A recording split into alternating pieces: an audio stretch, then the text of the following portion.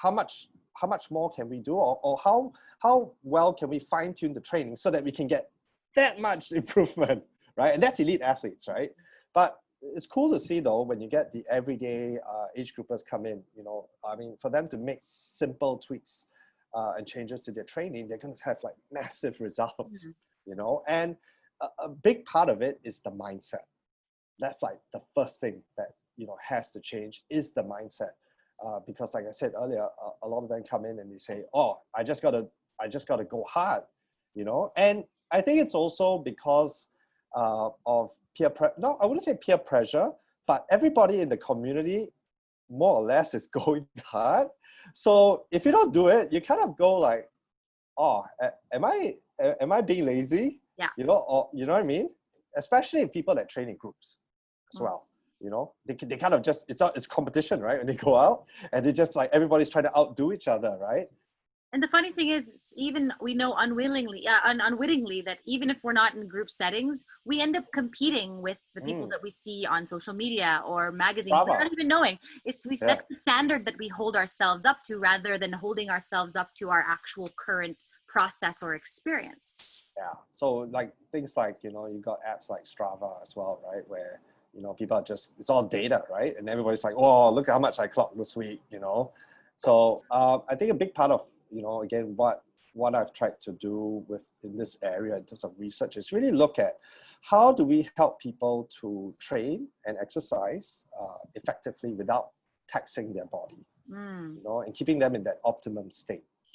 Because what I found through the years of working, and myself included, is that, you know, in training, you push yourself past that threshold and it's basically negative returns. So you put in the time and effort, but are you actually getting, you know, gains from it, you know? And again, it's subjective. Everybody differs. How much they can tolerate, what is their threshold, it differs from person to person. And even with that individual, it can change over time as they improve. Yeah. How does someone who's, let's say, someone in the audience, they want to start, they want to revolutionize their fitness regime. They don't want to go down the no pain, no gain route anymore, but they just don't know where to start. I mean, right now, everyone is isolated at home. They don't have much access to professionals or equipment. And sometimes without, you know, your peers being accountable to, we can always feel, you know, a little demotivated. So what can these people do? What can we do at home to be able to practice these principles? Well, there's going to be a couple of points that we'll talk about, you know, later. But one of the easiest things if you're stuck at home, I mean, is basically change the way you eat. Simple way. Sorry, you know? Can you say that one more time? Change the way you eat. One more time. I know people are going to hate me for saying this, but really change the way you eat. And again, it boils down to mindset and understanding also as well the impact of certain types of foods, right? And how your body responds to them. I think that's probably the lowest hanging fruit. Like, you don't even have to exercise, to be honest. And if you manipulate your diet, you change the way you eat. So not going on a diet per se, but just changing, you know, it's not about going on a diet and it's not about dieting. It's really about effecting a lifestyle change. And a big part of that is understanding the impact that it has on you. Yes. Right? If you're eating certain types of foods and they have a negative impact on you, then obviously don't do it, right? Yeah. You know? So I think the first step is, you know, if they're stuck at home, go and okay, not to go into detail yet, but basically go and look up strategies in terms of nutrition that can help to reduce the risk of lifestyle diseases and enhance your fat burning ability. Yeah. So we can talk about it in more detail later, but that's that in terms of nutrition portion. In terms of exercise, of course, you know, again, if you're stuck and confined within the four walls, aerobic training is going to be something that is can be limited, depending, again, if you have a treadmill, if you have a stationary a trainer, right, a bike trainer, then great. You know, you can do that, you can use that. But essentially, in terms of exercising, you don't want to be doing too much high intensity training. you know, which is what we've seen actually happen, right? And just because, you know, people, you know, that's when you do a search, right, Yes. online, those high intensity 20-minute, Insanity. yeah, insanity workouts. Everyone's dying on the floor. So Yeah. there's all these myths, which I'm really excited for you to bust. So what about, you know, all these people saying like, oh, you don't have to spend hours in the gym, just spend this amount of time, but you got to make sure that you're almost dying at the end of it. Again, a lot of these workouts, I mean, you do get a benefit from a fitness standpoint, right? But the impact it has in terms of programming your body, which is what you mentioned earlier, right? Programming it to work for you rather than against you, right?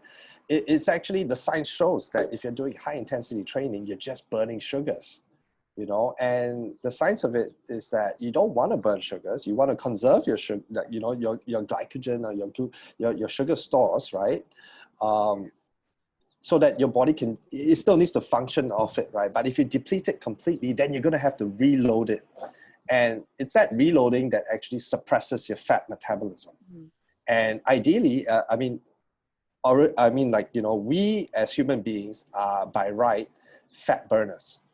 You know, when we talk about, you know, the hunter-gatherer 10,000 years ago, right? When the hunter-gatherer period, you know, everybody just hunted and you had to catch and kill what you could eat and gather, right? You know, fruits and vegetables or whatever, right? And a lot of it was protein, and a lot of it, there was no carbohydrates in that sense at that stage, right? There was no processed carbohydrates. No, just root vegetables. So real raw sources of foods. And the thing is that I think in during that period of time, again, if you're doing that high intensity training, you're just programming your body to just consume, and it's just learning the wrong things. So you know, to go back to the point of what should you do indoors, right? Again, it's not saying that the high intensity workouts aren't going to benefit you. I think it's good to change it up once in a while. Your body thrives on variation, and it does you know, respond well to bouts of high intensity workouts, but not all the time, right? And I think, and what's more important than that is really doing the right foundational training that gives you the right base, you know, to actually make bigger gains later on. And what they've seen during this whole lockdown period is that many people are getting injured, you know, because they're doing these workouts and they're going in like they've never done anything, they're stuck at home, and they start taking on these intense workouts, right? And they're doing it more often. And because they don't realize that it takes a while to build that base, they end up broken, you know? Yeah, we end up stretching ourselves beyond, and it's at the end of the day, it's an ego thing as well. It happens in yoga when people go into, they try to just do the position and they end up hurting themselves because they haven't actually progressed at their own level. It happens when people, you know, are competitive, you know, playing a game, or, you know, if people are in the same class, you know, everyone's always trying to one up one another. And we're always in such a rush. I think that's the big point. We're in such a rush, and warming up is boring. Foundational training is boring. But I think it's only because we think it's boring because we think it's ineffective. And that's why we miss the warm-ups, we miss the cool downs, we miss the recovery, and we just go straight to the workout that's gonna, you know, the fancy, sexy workout. Yeah, the fancy, sexy workout. Yeah. I know. I totally know what you mean. And, you know, a big part of people that like athletes that come to me, quite a number of them actually come to me broken. You know, they've done all that and they've hit that plateau and they've ended up, you know, frustrated, injured, you know, falling sick all the time. And they just go like, you know, how do I get to that next level? You know, and, you know, with my work in the lab and just looking at what they've done in their training history and their logs, I just go, very simple. You need to do less. You need to go slower. And they just like, you know, these guys just look at me and like, what? You know? That's kind of like the answer to so much of our health issues now is like, just slow down. Yeah. Do less. It's like, what? This doesn't make any sense. How am I going to be better? Yeah. But just like, but just work smarter. Yeah. And you know, it's like, you know, I like to use the analogy. It's like, you know, if you're going to make an investment, right, you got to do your due diligence.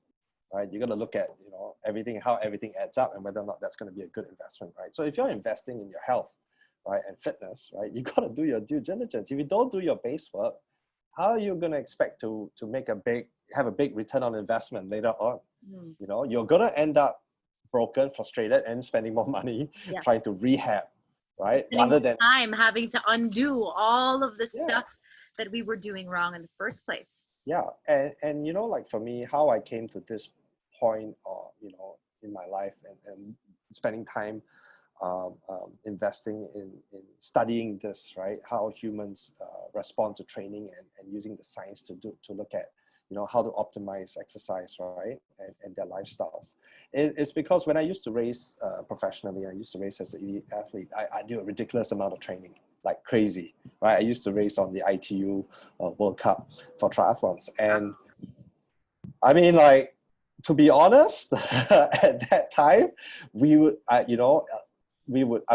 trained in Australia, I trained in New Zealand, and with the national teams, and we did so much training and we ate junk.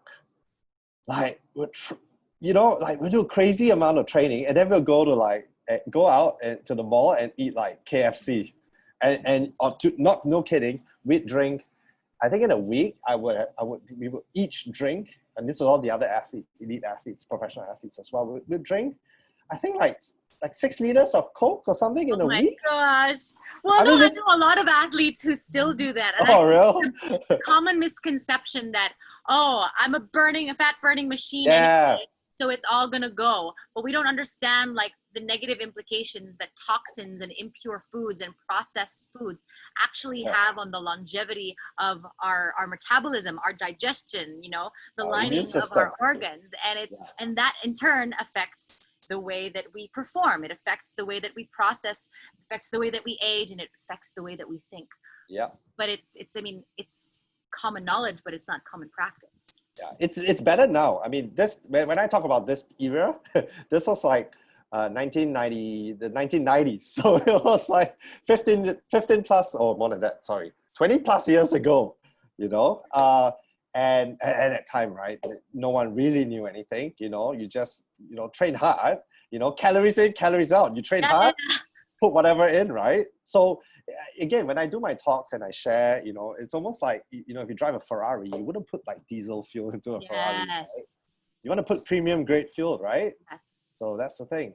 And for me, my personal experience is that, and it's not just me, a lot of the other elite athletes as well, our immune system would always be suppressed, and someone would just sneeze and we end up sick. I know exactly what you feel. I didn't understand it because, I'd be training for triathlons and I'd be like, I'm a very fit person. Why am I always getting sick? It's because we don't have always, a very good understanding of like our heart rate variability or our immune system or our sympathetic nervous system. We don't understand that, yes, we're eating well and we're exercising, but we're pushing our bodies in ways that should not be pushed. Yeah, so it's a combination of training or stress, right? And it's a combination of what you're eating, and it's a combination of your lifestyle as well. So these are all the factors that kind of like, we want to look at and try to find some sort of balance, right? Where you can always be in this optimum state that you can make gains. And for me, my career came to an end because I ended up in hospital, and I developed a heart condition at the time. Virus attacked my heart. And basically, I was in an induced coma for 3 days because my heart rate was just like off the roof. I was hooked up to a crash cart. And because I was lying down, my heart rate was like 160 beats per minute or something. So I had tissue damage to my heart. Yeah. From a virus. The virus just came in and just went straight to my heart. And because your immune system was shot from just pushing your body too much. Yeah. And just again, right, my body was just in this state in which it was just vulnerable. Yeah. Right. Which is again, and that's a big thing about, what I advocate with Morph Performance and my training system is you want to build, you don't want to just train smart. You want to build a resilience. You want to build an ability to tolerate as well, right? And to become, a lot less susceptible to viruses and illnesses and injury as well. So, and it's not just training slow or eating right. It's also the type of training that you do, right? That helps your body to condition in the right way. That's good because, I mean, right now, everyone knows that our number one line of defense during this time is our health. It's our mental health, our physical health, emotional, social, the way we eat, the way we exercise. But a lot of the times we think that if we just exercise, well, that's tick off the box. We don't think about how we're actually moving our bodies. And so can you talk a little bit more about what it means or to structure your training in the foundational sense in order to make it or bring our bodies to a state that we're more resilient? Yeah. Okay, so it's actually really simple. You got to, firstly, you got to be progressive, right? Especially if you're starting from a place that like of no exercise at all. You know, you got to take it slow. You know, for a lot of people that, you know, that come and see me, that have not come from any sort of background, honestly, I get them to just go out and just walk. Just go and just be active because, you know, with the science and what we see through the lab, people that think that they're going to get gains from running, they're actually not getting any gains. They're actually doing themselves a disservice by actually going out and pushing themselves. They may not feel that they're out of breath, but for them, running is not, at this stage, not suitable for them. And they just need to spend like 2-3 weeks, just go out and just walk, you know, kickstart, you know, because it's almost like you need to learn to walk before you learn to run.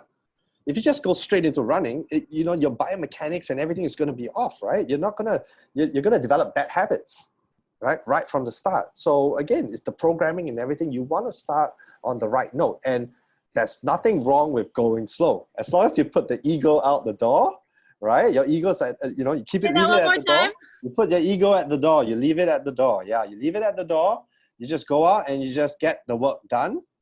It will pay dividends. You will see the results later on. Of course, if you're coming in already having, you know, some sort of training background, then it's a matter of, okay, how far off are you from being on the right track as well? So what's actually pretty interesting is I do have people that come, you know, athletes that come to see me that come from a short distance racing, like sprinting, for example, right? Or soccer, right? They come to me and they want to do triathlons or endurance sport. And because of the nature of the training, right? They're geared towards high power, short duration of time. They don't really have an aerobic engine, right? And so the challenge for them is that they actually have to reprogram themselves. So someone who comes in with no background at all actually is starting from a neutral position. Whereas someone who's coming in from a high intensity background actually has to detrain themselves first and then, or deprogram themselves first and then reprogram. Yeah. So again, you know, when you tell someone this just on face value, it's a tough pill to swallow, it's right? hard. You got to show the numbers and stuff. Yes. As we said, it's common belief. It's not common practice. Yeah. So how do you? I guess it's like what you said, just having a clear understanding of where you are right now to be able to, and then go from there and start put your ego out the door and then go from there.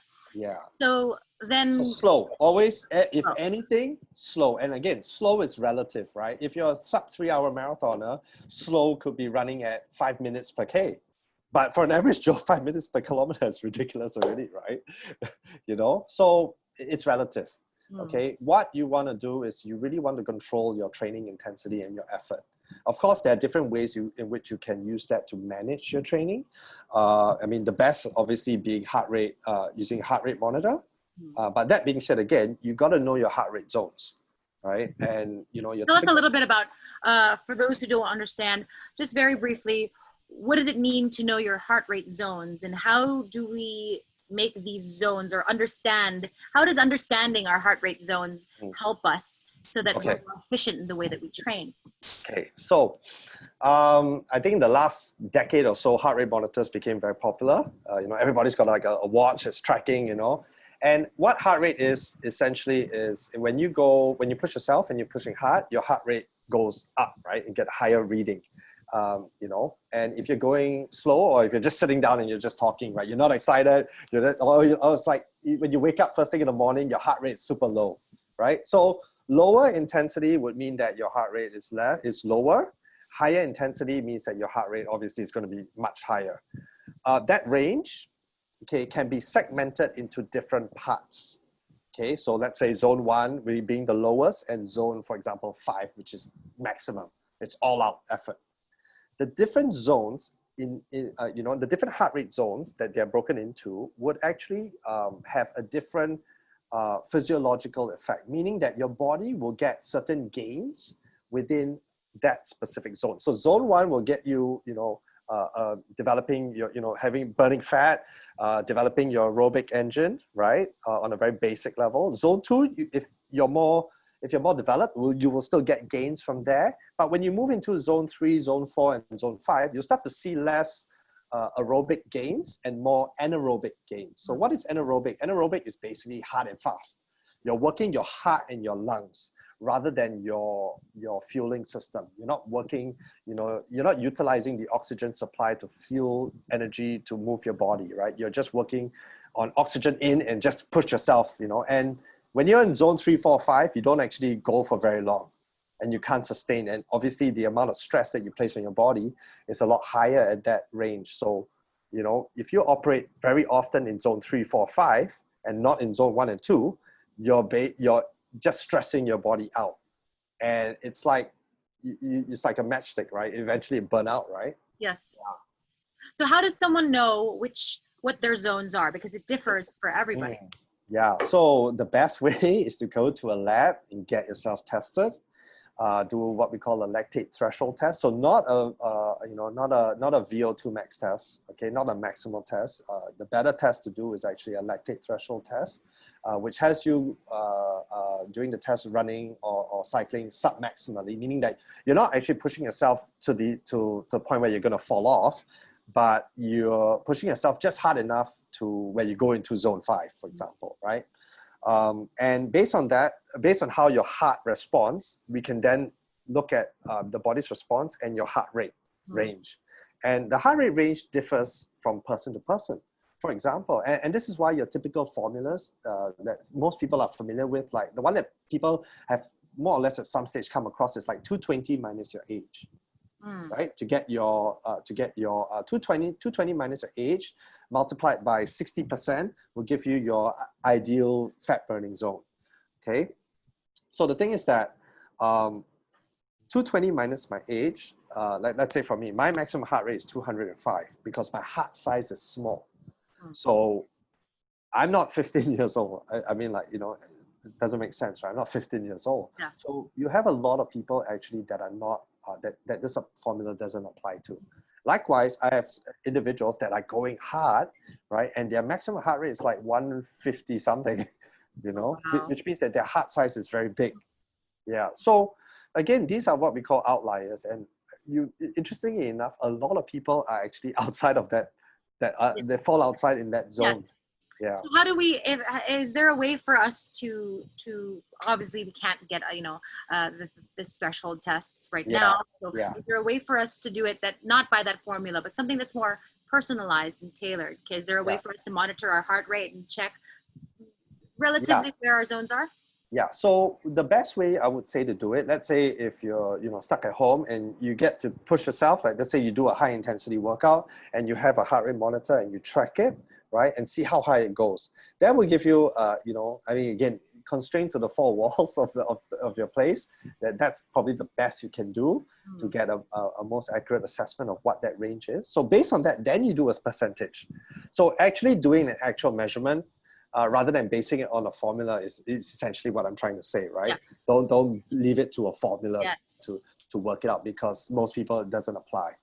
The next best as well that you actually would want to sort of correlate and do it alongside with it is what we call rate of perceived effort.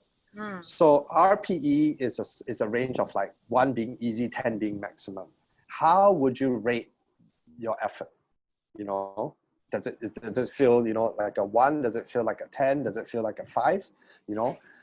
Again, this is just a way to kind of just match what you actually see with the number on your device versus how do you actually feel, right, on your own.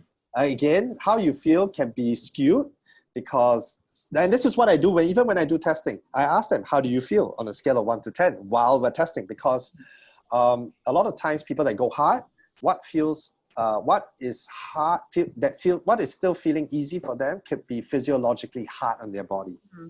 You know what I mean? Yes. Yeah. So well, we distort our own realities. That's why we have different pain thresholds. That's why we experience things differently as everyone else. So yeah. obviously nothing's gonna beat hard math.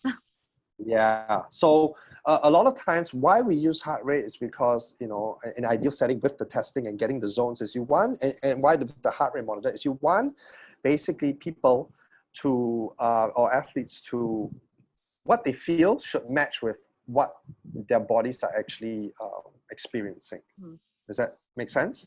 Mm-hmm. And you use that as a guideline at least to start. So like athletes that have been with me for years, they're so familiar with how their bodies, how their ranges are and how their bodies, how they're feeling, is that they don't actually need to look at their heart rate monitor to know what zone they're in. And that's essentially what you want. You want to kind of get in sync and in tune with your body so that when you're out training or racing, you know that you know where you're at in mm-hmm. terms of your effort level. Yeah. Yeah. Excellent. And this is so once we have our, we know where our zones are for our heart rate, then what do we do with it when we're at home? Gotta go slow. You gotta know, okay, so this is the thing. You gotta spend, I like to focus on the same thing. It's very generic, 80-20 rule. Okay, if you're first starting out, 80% slow, 20% hard. Okay, if you're gonna, and again, when you're going slower and, you're training the aerobic system needs time, right? So you're gonna spend more time there, and through that slower process, you're actually going to condition your body to learn. Okay, with anything that you do, the more time you spend doing something, the better you're going to get at doing it, right? So the main thing that people kind of miss out is the ability to burn fat, and not just for aesthetic reasons, okay, but also for health reasons and also for performance reasons as well. There's so many benefits that you get from becoming a better fat burner. How do we manipulate this practice to make us better fat burners now that we know that, well, in order to burn fat, actually, I'm not supposed to be just going hard and fast all the time. Going hard and fast burns sugar. And usually when you burn sugar, you crave sugar or starch and you just put it back in. So it's a net effect, right? You just cancel it out. You just don't get anywhere. By going slower, okay, you spend time training the body to learn to utilize that process, which is something that you don't get from high intensity training. When you're doing high intensity training, you're just burning sugars. The fat doesn't go anywhere. And a lot of times people think that, if I'm doing this sort of workout, if I do a fat burning workout, I'm burning fat. You're not actually burning physical fat. That's the biggest misconception. What you're actually trying to do, or what you're actually doing, is that when you're working out in a lower intensity, in a lower zone, and working out aerobically, you are actually using your fat stores that can be converted to fuel. Okay, so again, if you're doing high intensity, that stored fat that can be converted as fuel doesn't go anywhere. Yeah. It just stays there, right? So that's why the fat doesn't go anywhere, because it's still sitting there, right? If you go slower and you get into that aerobic zone and fat burning zone, you start using that as your main source of fuel, right? If you are using that as your main source of fuel, by the time you're done with your workout, your fat stores, the fat that's stored in muscle that can be used as fuel, right, is going to be depleted. Yes. Right? So what happens when you're recovering, when you're sleeping, that store needs to be replenished. And where does it get it from? It gets it from the physical fat, right? The physical fat actually gets converted into the stored fat to be used as fuel. So basically, you want to be using fat stored in muscle, use it up, right? Once that's used up, when you're resting, that's when the fat burning actually happens, or the conversion of stored fat, as physical fat into stored fat that can be used as fuel. Excellent. And so then, what kind of workouts would you, we talked earlier about super slow training. Does this fall into that category? Yeah. But, of course, it's a little bit more encouraging when you can get outdoors to do it, right? Mainly because at least you can distract yourself, right? Yeah. But if you're stuck indoors, one way that you can actually, because everybody eventually develops, right, and progresses, right? One way you can so going slow, sometimes it's difficult because you might not get into that target zone as well, right? If you go too slow. So rather than going too hard, we like to, what I like to do is to add in like resistance training, for example, right? I think if you're stuck indoors right now, and let's say if you're on a bike, you're going to add a bit more resistance, but keeping your heart rate low. So you want to basically keep your intensity at that low zone, but you want to increase the resistance, you know? Yeah, you want to increase the amount of resistance that you have. If, for example, you have a treadmill, right?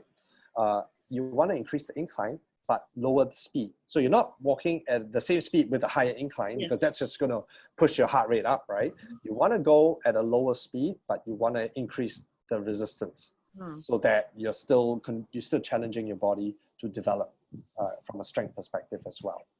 Yeah, so these are some ways that you can progress. I guess, again, right, being outdoors, you start out small first, and then you progressively build yourself into longer durations, okay? What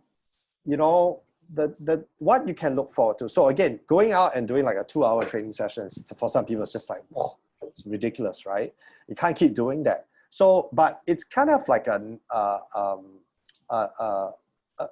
trial by fire, and you have to go through that first. And if you do the work and you get to that point, your body will transform, your body will adapt, and you will improve. Yes. When your fat burning ability improves, that means, right, let's say, for example, right now you can only walk to burn fat. Zone 2 is not fat burning anymore. So you can't actually jog, right? You can't actually do a slow jog. So you go out and you spend time walking, right? Either walk on the spot, walk on the treadmill, but you spend time, right? And you build your mileage, right? Just walking, okay? A couple of weeks later, okay, you will find that at the same speed, your heart rate is actually going to be lower. You know what I mean? So you're walking at the same at the same speed, but you're now using less effort. Because your capacity is increased. Yeah, because you're putting in the time and your body's adapting, right? And it's learning. And that's the good news. So that gives you the green light to do what? You want to get back into that zone again, right? And because obviously walking at this given pace is too slow, you can now increase your pace. So the beauty of it is that if you can get to the next level, if you can level up to the next level, right? You can actually spend less time and get the same amount of results. So what do I mean by that? What I mean by this is like, if I were to spend 2 hours, right, walking at 5 kilometers per hour or something, right, it would take me, in 2 hours, I burn, let's say 1,000 calories, right? But now because of my fat burning ability has improved, and I've done the work, and my heart rate response has shown that I can now run or jog at, let's say, 6.5 kilometers per hour, right? So still slow, but definitely quicker than 5. I can hit 1,000 calories in an hour and 15 minutes. So instead of spending 2 hours, I can now spend less time and get an equivalent amount. If we take the time to gradually adapt to that level.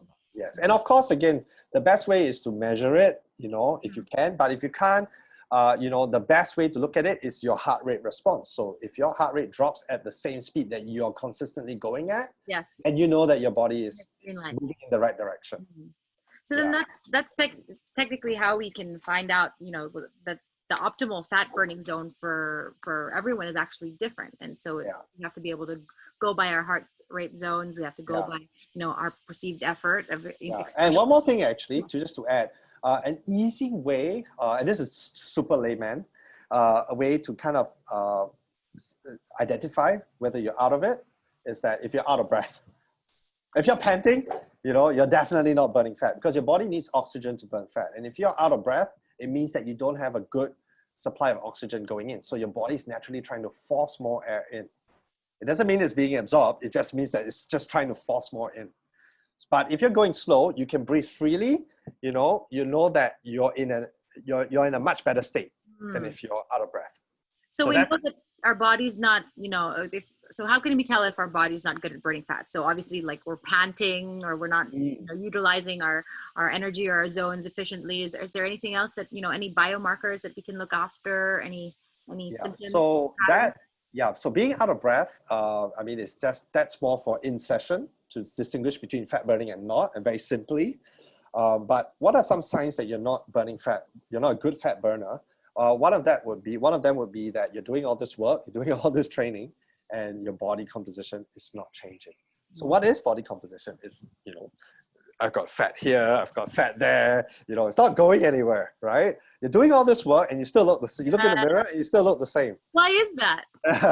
Again, you're just burning sugars. Sugar out, sugar in, So, that is one of the ways. Secondly, if you find that you're constantly needing to feed, the constant need to feed and put fuel in is a very clear sign that you're not actually utilizing your fat stores for energy. Okay, and why is that so? Sugar, basically fat gives you fat that's stored as fuel gives you twice as much energy than sugars, right? And you got abundant supply of fats that's stored to be used as fuel compared to sugars that's stored in muscle, right? And essentially, why not tap into that abundant fuel source that is so much more effective, right? And again, if you keep finding the need to refuel, it means that you're just using up your sugar stores, right? Yes. And if you shift into becoming better at burning fat, then you know that you're not going to have that constant need to feed.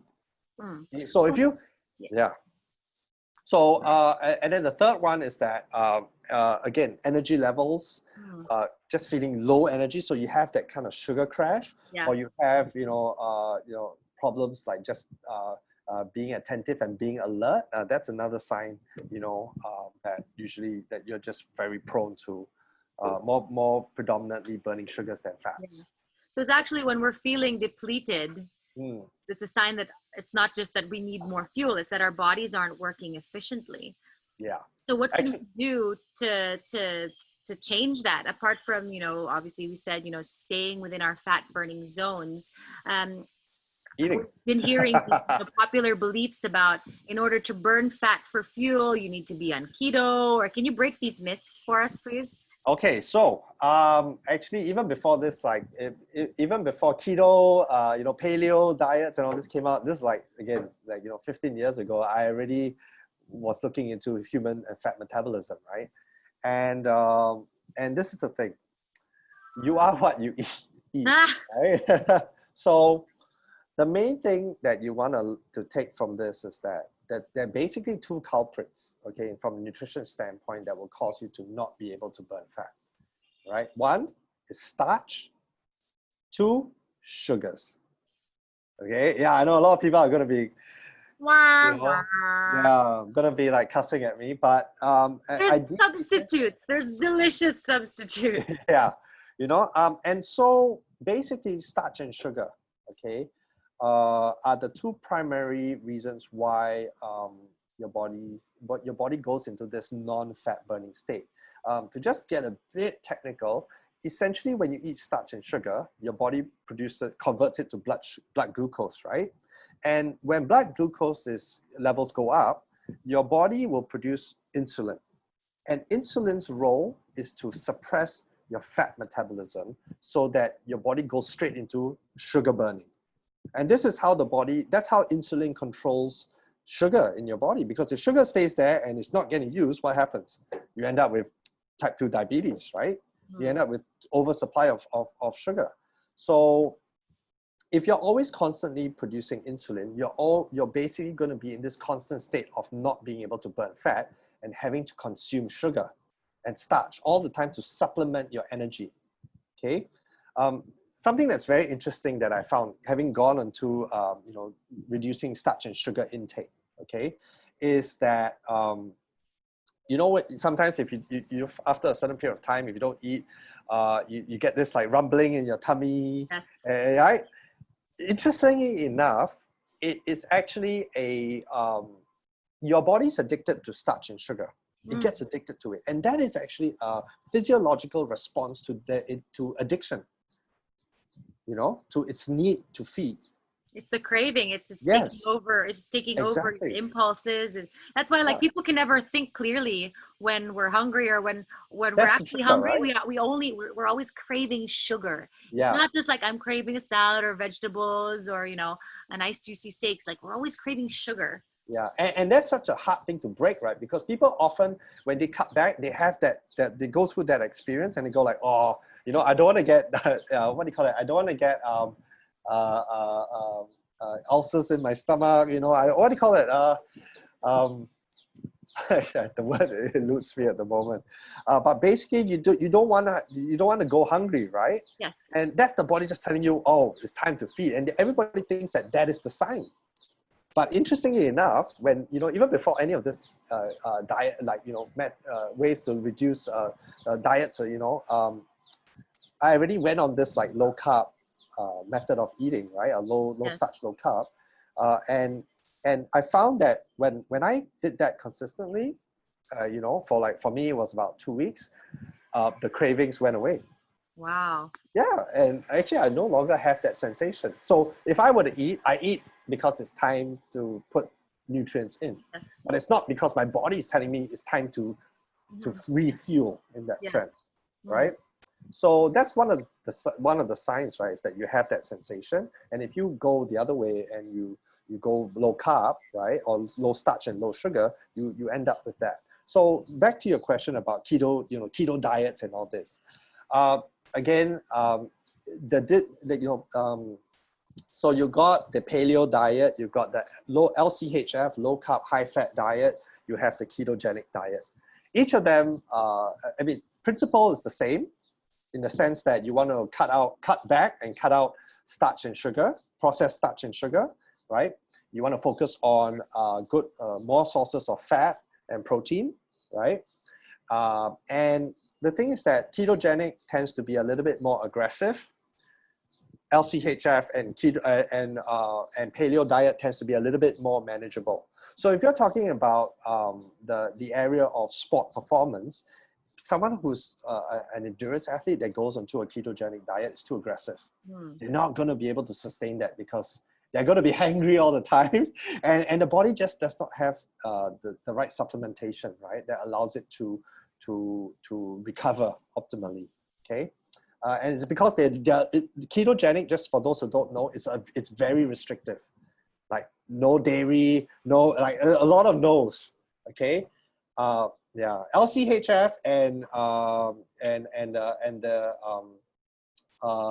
paleo diet tend to be a little bit more friendly.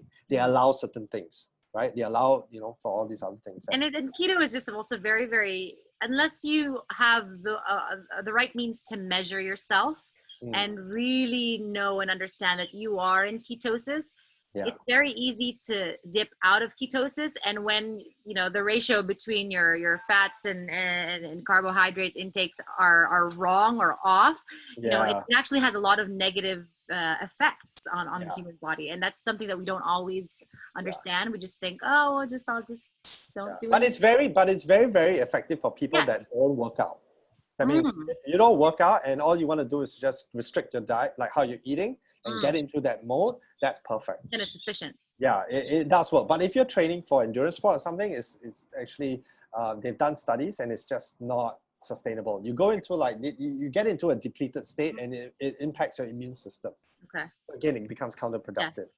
So how this ties in? So I think just to sort of tie up this whole thing with exercise and nutrition is that how you eat affects how the state in which your body is in when you do the training. So if you eat starch and sugar and you work out at a low intensity, essentially you're canceling out your fat burning as well, right? Because you're not going to be in that. You're just going to burn what you just put in. Yeah. So the key ingredient is to reduce the starch and sugar intake, right? And when you do your workout, you work out at a low intensity, right? So that you're primed to burn fat and you're actually exercising in a zone that promotes fat burning. Yeah. And when you put the two together, you get like that's a catalyst effect, right? Yeah. You just get like this, you supercharge your fat burning ability for that session. So having said that, now we know that, you know, obviously it's important for us to prime our bodies to burn fat, not only because of aesthetics, but you know, for our health, for our well-being, to make sure that, you know, we remain resilient to disease, resilient to illness and to viruses. So now that we know about the heart rate zones, how we want to be able to stay in that fat burning zone, not really pushing ourselves too hard, we understand that, you know, the best way to really follow our nutrition is to avoid sugars, simple sugars, and start. So if you were to give a very, very simple practice to someone who has Just a starting. moderate amount of experience, but but the rule is the bare minimum, because I really enjoy or I really want to be able to create that awareness that we don't have to be overexerting ourselves, that we can do the 80-20 rule and still get the results. So if we wanted to do an experiment, let's say for the next 2 weeks, to see, I don't know, this John guy, he says that I'm supposed to work less and somehow, okay, well, no, don't knock it until you've tried it. So what can we try and practice at home?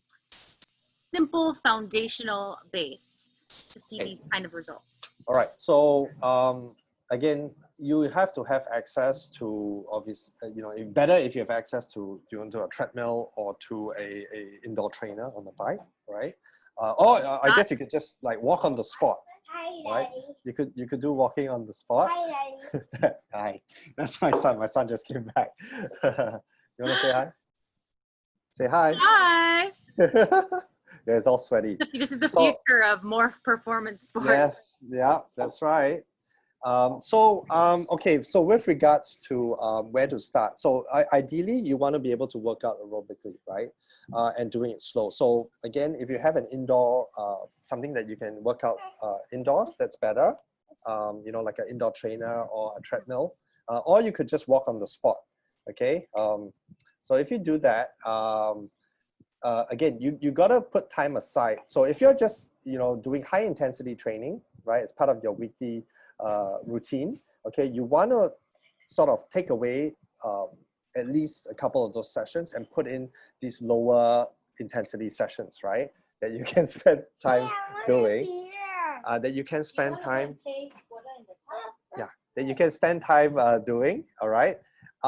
What you need to do though is spend 80%. So out of your schedule, maybe let's say if you do 3 sessions a week, they're all high intensity. Leave 1 session a week high intensity. The other 2 sessions you go longer, but you go slower.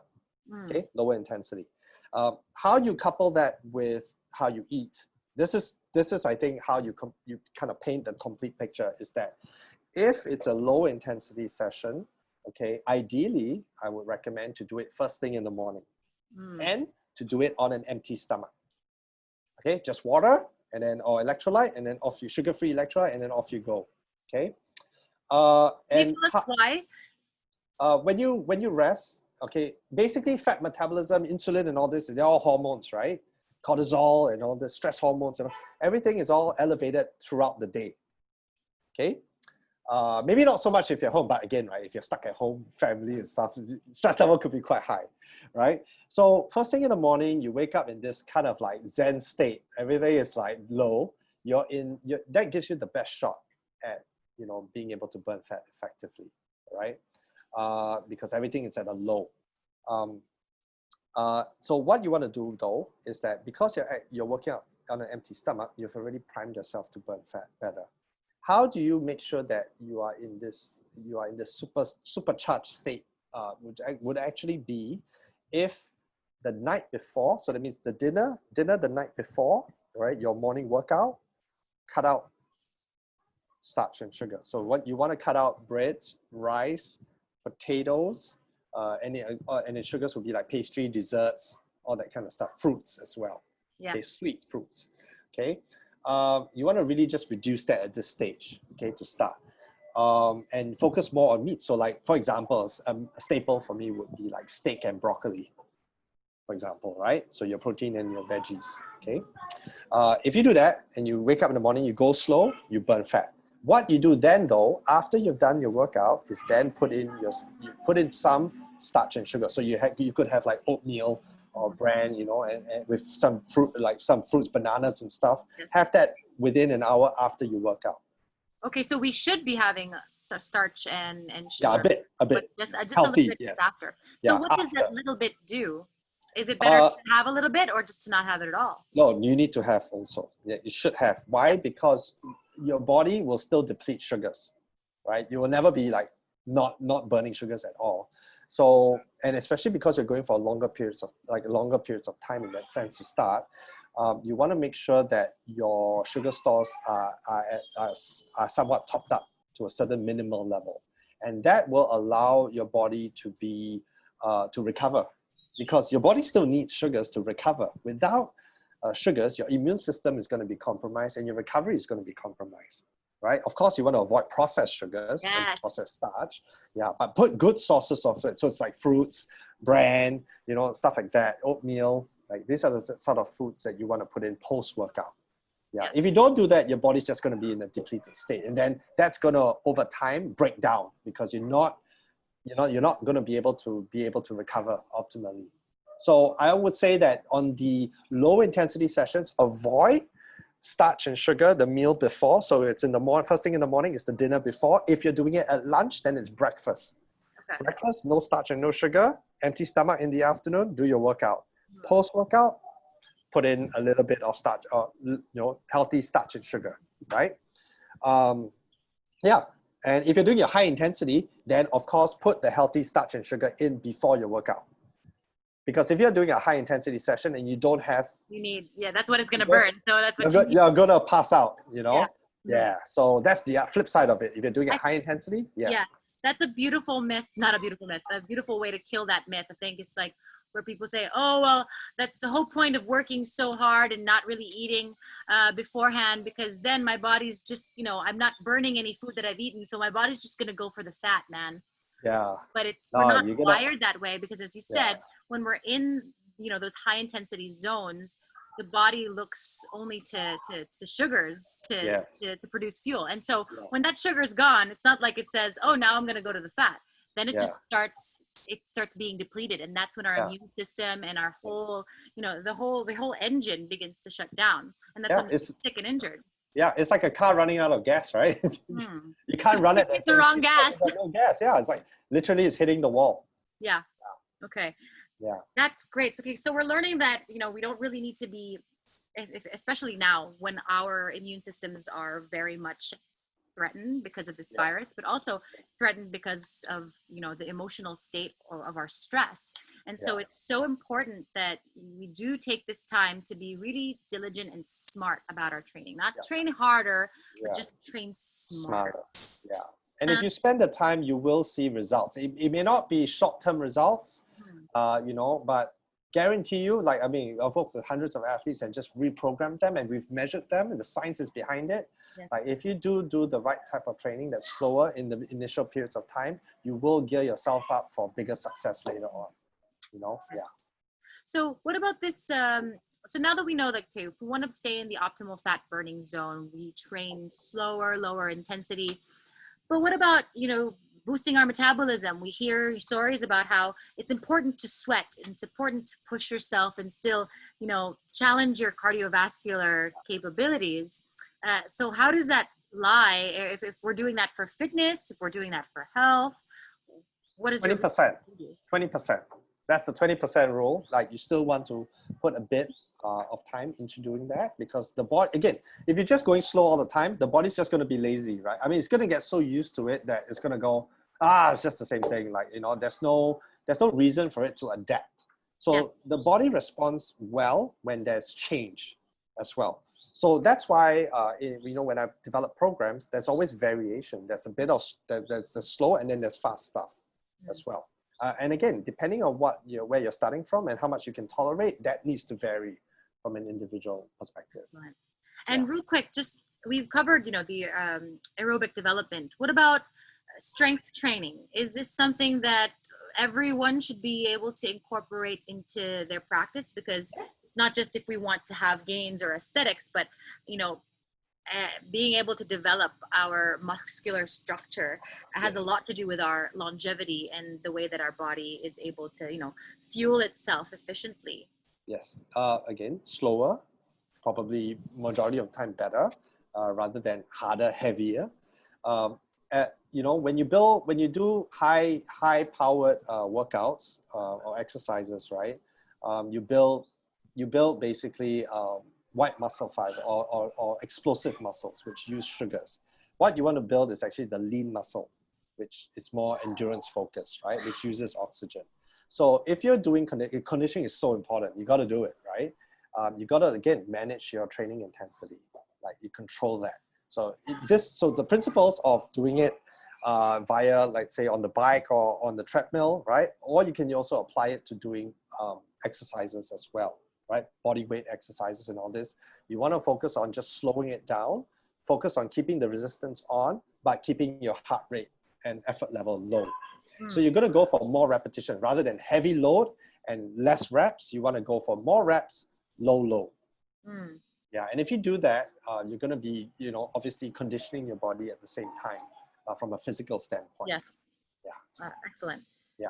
Great. So, do you have before we close, I wanna hear some stories, because obviously, this is something that is new to a lot of people, or people may feel resistant to this kind of new information. And so I want to just be able to share, you know, if you guys are listening and are not very familiar with John's work, you know, he's worked with how many thousand athletes? Yeah, a lot. Quite a lot over the years. Yeah. Well, did you have like 400 athletes at one time, at the same time? My goodness. Yeah. So, you know, as a sports scientist, as someone who's based his entire life and has also practiced this, one, we can take his word for it, but he's also been able to witness so many different personal success stories and testimonies of how this has not only been effective in maintaining a positive lifestyle, a healthy lifestyle, but how it's actually transformed people's lives. So can you share a little bit of insight on what you've experienced in the past? Yeah, well, I've got two kind of success stories come to mind. So the first one is this lady. So this is more just someone who's been. So this lady came to me, and I was like a last resort. She'd been doing all kinds of diets, all kinds of workouts, and she would lose it.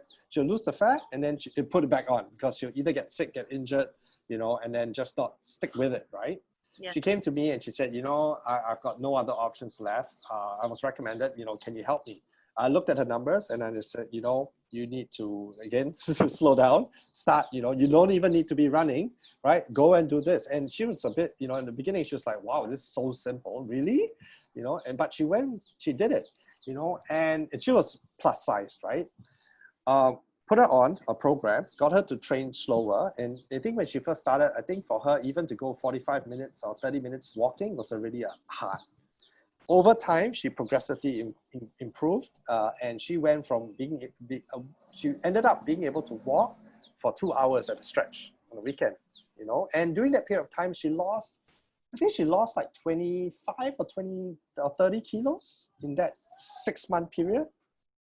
And never once felt sick, never once got injured, never once went backwards. Okay.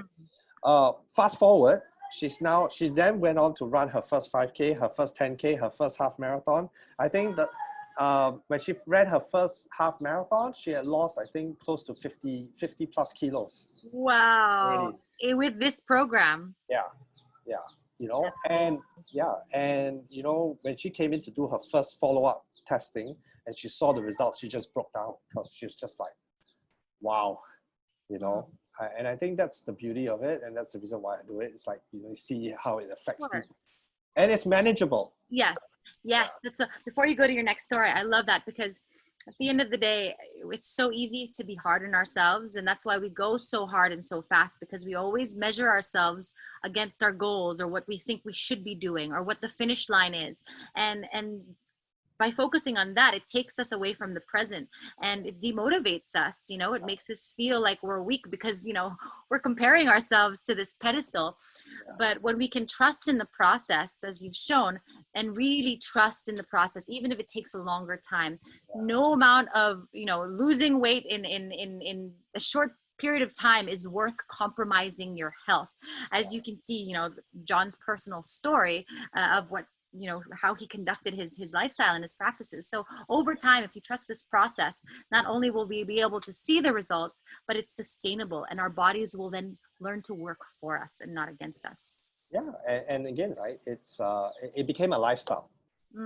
It became her lifestyle, whereby it wasn't, I have to do this. Yes. It was that, this is how I do it. And that's the key to motivation, right? I think so many times we get so frustrated with ourselves that we don't even continue to work out or do the practice because, I have to do it. I have to will myself to do it. But if we start, it's like building habits. The best way is to start with small incremental steps and build from there. And before we know it, it becomes part of our identity. And when it's part of our identity and a lifestyle, it's not about finding the motivation. It's who we are. So we're just going to do it anyway. Yeah, exactly. So just real quick, the other story is that one of my friends, one of my mates from high school came back from the US, and I think he went out for drinks with friends, and then half drunk, I think they decided to sign up and do an Ironman in Japan, and he went like, full, and then he was just He's never done one?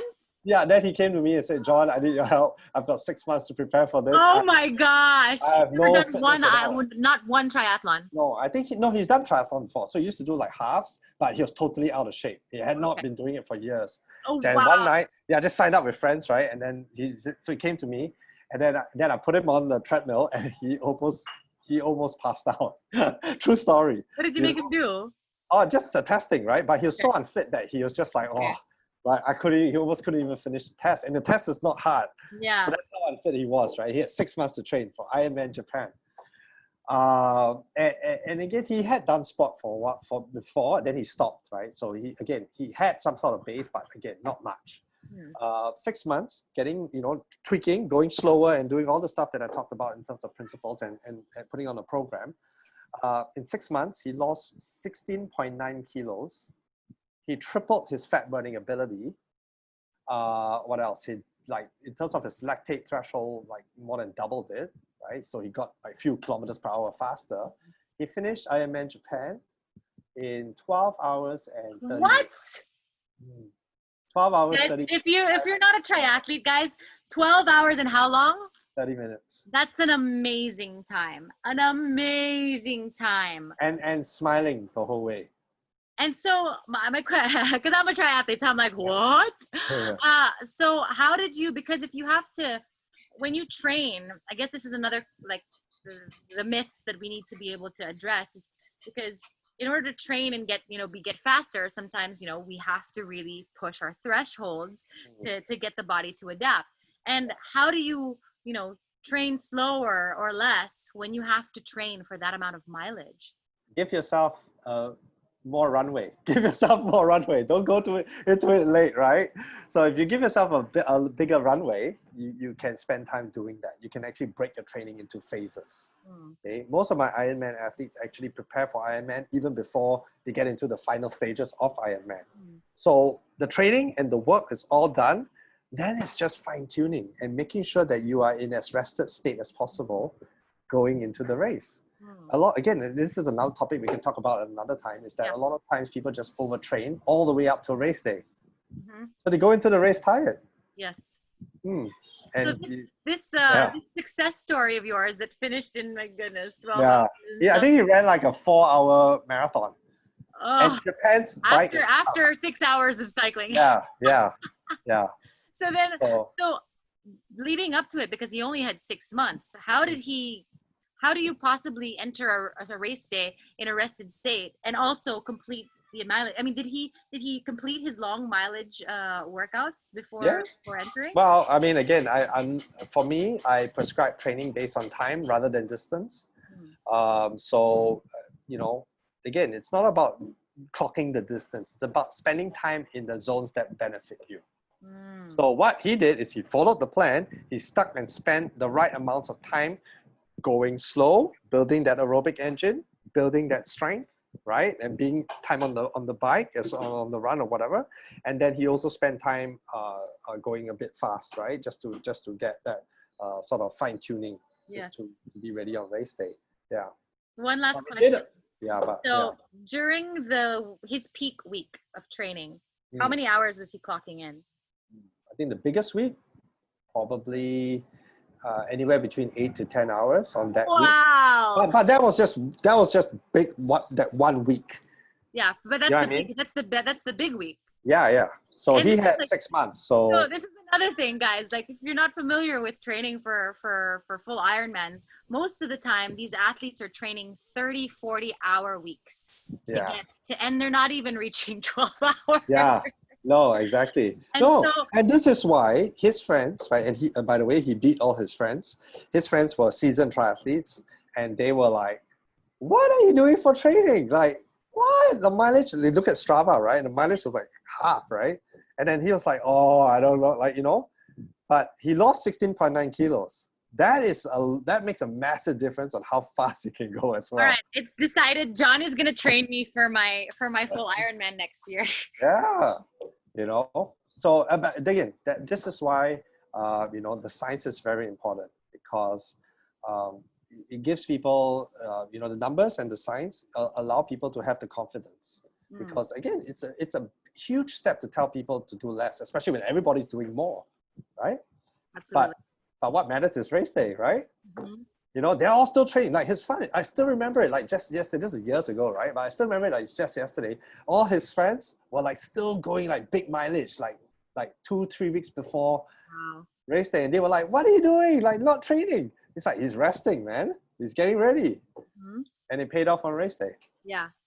That's amazing. The human body is capable of so many beautiful things if we give it the right environment and the tools and nourishment. And we're so beautifully engineered that we don't actually need to be killing ourselves. We just need to give ourselves the right time. Yeah. Quality versus quantity. That's the thing. Excellent. You want to make sure there's quality, and sometimes quality could be just doing something simpler. Spending time now that there's no races or nothing, just spend time doing all that lower stuff that you don't want to do, doing it now. Yes. And then you'll pay dividends later. That's excellent. Yeah. Well, I'm gonna give you a separate call for that one. Thank you so much, John. We're definitely gonna have you back on to discuss a little bit more into detail. Maybe we'll even discuss about triathlons. But is there something that you can just a message that you can give to the people who are watching from home, who, obviously race day is the last thing on our minds. Yeah. If anything, what's more on our minds is the fact that we don't know what's happening tomorrow, what we're going to be doing tomorrow. Are we going to have what we need? Are we going to be what we need or who we need to be tomorrow?